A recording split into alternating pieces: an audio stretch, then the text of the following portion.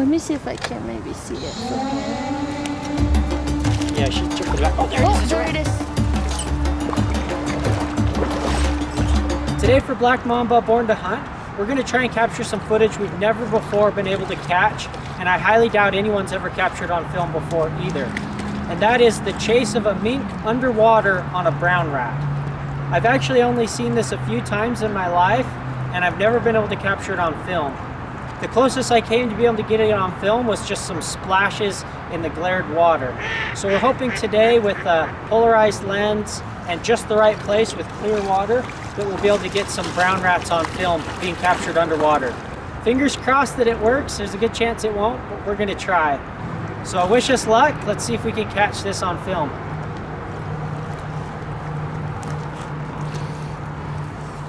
A lot of people don't realize that brown rats, the same species of rodent that commonly infests our cities, actually has an aquatic side. This was a fact that even I didn't realize until after I first hunted them with a mink. I was shocked to see them dive under the water just like a muskrat and hold their breath while swimming away underneath the surface of the water. I thought only muskrats and beavers and other aquatic animals did that. Mamba and I diligently searched the edge of the lake looking for signs of rat. Her using her nose to look for scent, and me using my eyes to look for visual cues.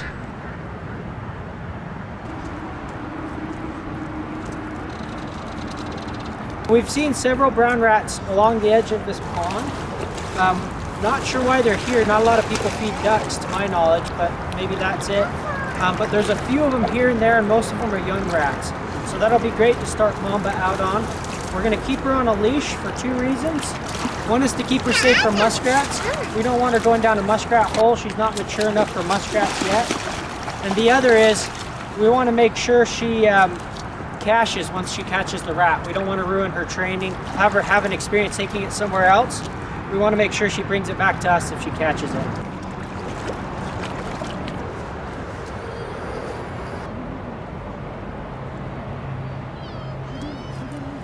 Even when we're out hunting, Mamba can't help herself but find things to play with.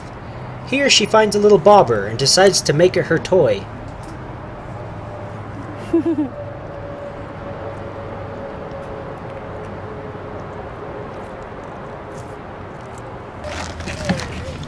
You know, the thing that's really fun about having a mink that you raised from a baby is that special bond you've created with that individual. It's quite different from a mink that you've tamed as an adult. Unlike a mink you tamed from an adult, they want to be near you, and when they're cold after a long day of hunting, they'll climb right up on your shoulder and use you as a towel.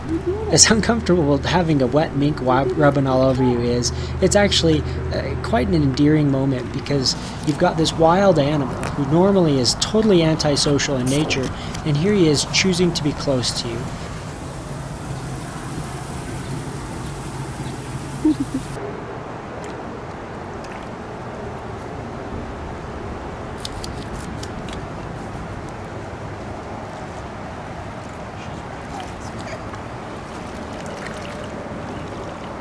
We struggled to find anything for quite some time, but after a while, we finally came to a spot that Mamba could tell had something near it. With my eyes, I wasn't able to see anything different, but it was clear Mamba had quite a bit of interest in this area.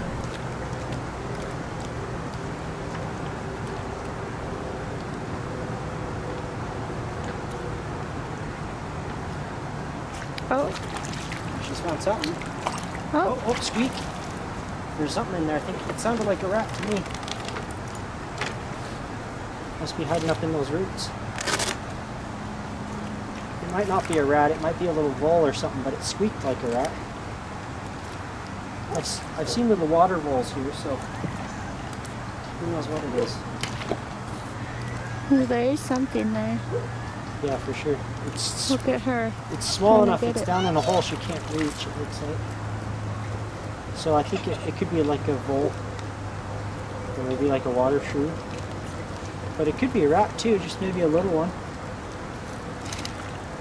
Or a big one that just crammed itself up in there, maybe.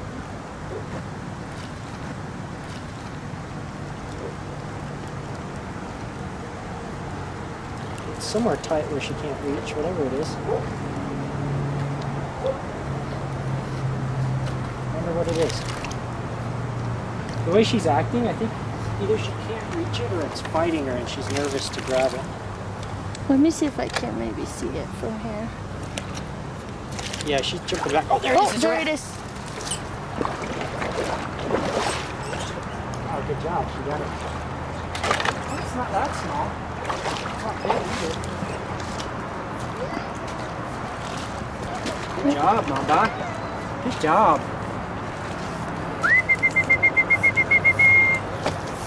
Good job, Mamba.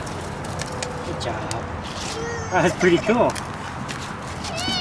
We didn't get an underwater chase like we were hoping for, but we got a good catch. That was pretty cool. Did you get it very good? Yeah, I think so.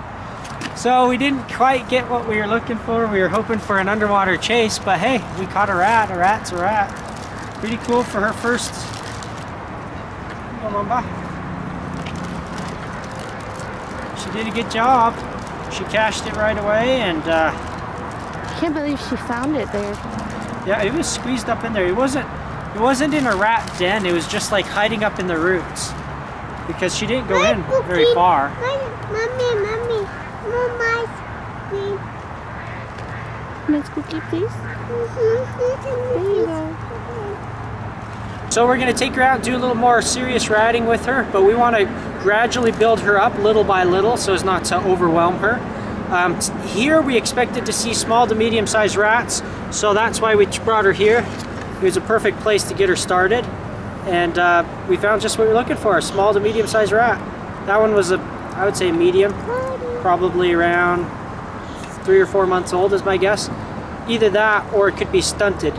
When they're in less than ideal habitats, a lot of times they're just stunted. They haven't had enough to eat. Rats really rely on people for food in this type of area. They can't thrive without people intervention, you know, eating our trash or dog food or bird food. So really in habitats like this, you can even see adult rats that are not much bigger than that, but they're typically pretty skinny, and you can tell they're not doing well. But when they have what they need, which is, you know, someone providing food for them, a bird feeder, trash, dog food, chicken food, something like that, they get quite a bit bigger and they're quite a bit fatter.